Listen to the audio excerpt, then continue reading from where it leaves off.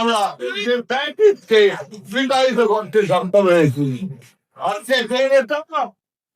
এই দিন চারটা বিপ্লব করে নির্বাচিত থেকে আমাদের মাঠে ফিরে যেতেন।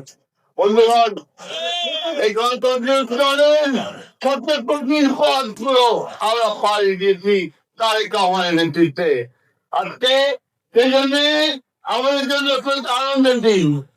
অন্যদিকে আমাদের মাথা দেশের অসুস্থ অবস্থায় চাপ করে রয়েছে।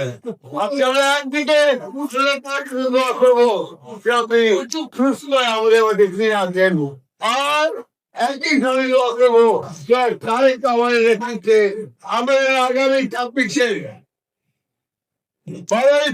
নির্বাচন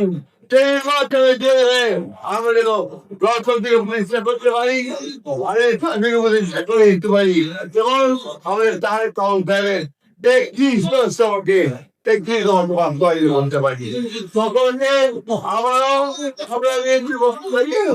ধন্যবাদ।